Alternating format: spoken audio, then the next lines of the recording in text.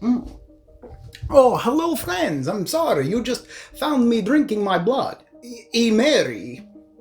Hello. You may call me Raddy. I'm a human with no wolf-like tendencies at all, although I am kind of a big deal around here in the city of Ulfenkarn, and today I need your help. You see, some terrible ruffians have come to my very normal and not at all subjugated city. They think I'm some big bad wolf, which is of course ridiculous, but if you could help me rid these streets of these big-time jerks and their blasted airship, I would pay you all the kibble you could eat. I mean, all the money you want. I'm sorry, I must be going, and please lend your old pal Raddy a hand and join me in my not at all Cursed City. Warhammer Quest Cursed City is a cooperative, dungeon-crawling game in the likes of HeroQuest or Gloomhaven.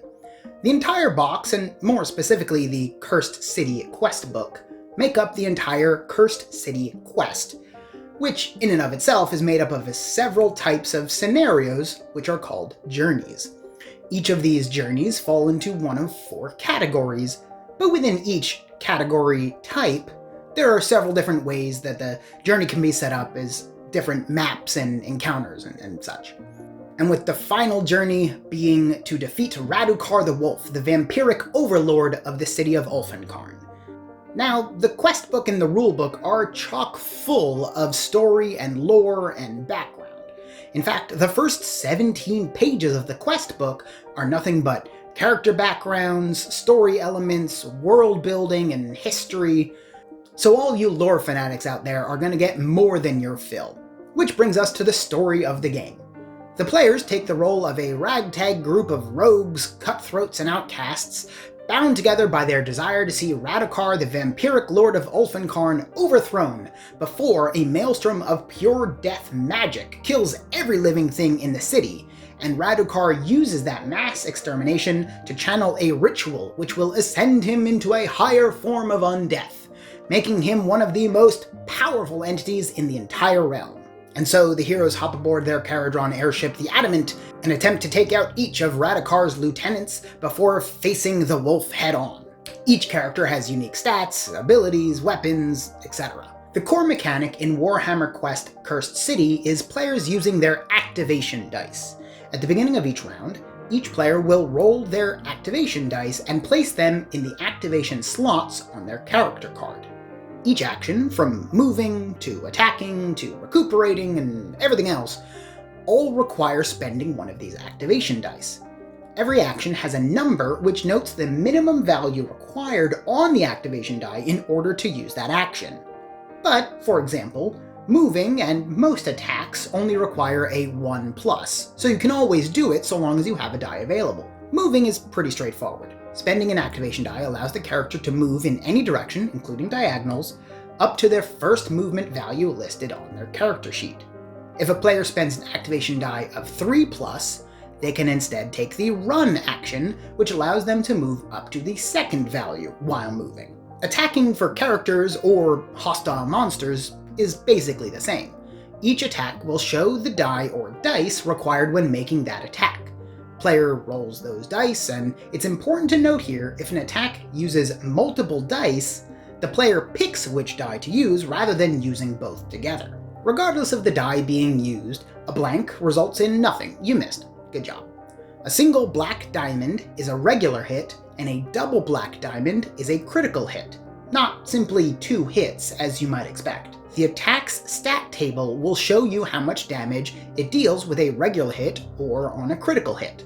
This is also where you'll find the attack's type and any special effects associated with that attack. As players accumulate wounds from monsters or traps or whatever, they will place wound tokens on their activation dice slots, making them unusable until they can take the recuperate action, which removes those wounds, freeing that slot back up. So while wounded, players will have fewer activation dice to use on their turns. Like I said, that's the core mechanic of the game, but there's a lot of other factors that go into this. So let's go over some of the more important ones quickly right now. Each round, the initiative cards are shuffled together and dealt out in order, one for each hero and one for each group of hostile enemies. This determines the turn order for the round. Players can spend one of their activation dice in order to do an agility roll.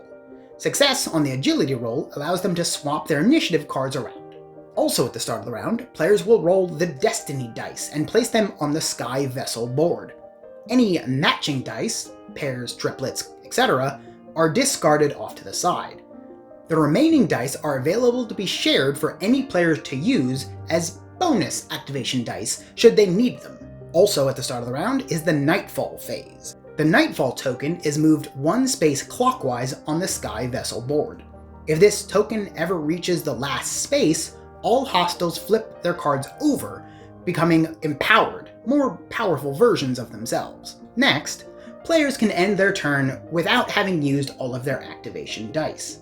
If they do that, they can spend them during an enemy turn as a reaction anytime an enemy is deployed, or ends its movement, or makes an attack. That character can then make a single weapon attack against that enemy, which triggered the reaction.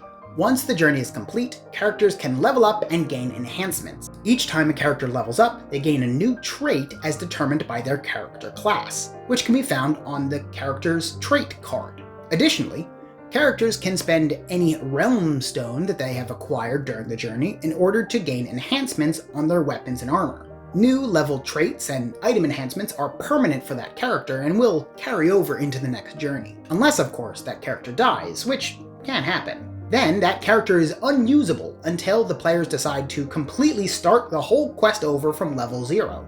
Or if the quest is failed and the players are forced to start over. Each journey has its own victory conditions and brings the players closer to their victory in their overall quest, which is the decapitation of Radukar the Wolf. Once there are at least 4 characters who are at least level 4, the players can attempt the final assault decapitation journey. If the heroes are successful in that journey, they have completed their Peril in Ulfenkarn quest, but there's one final trick up this game's sleeve.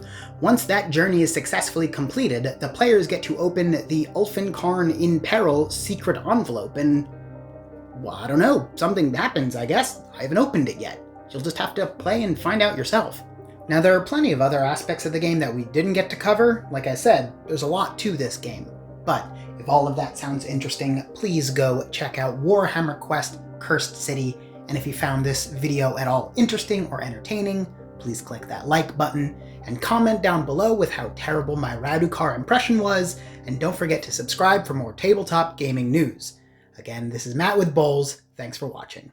Bye.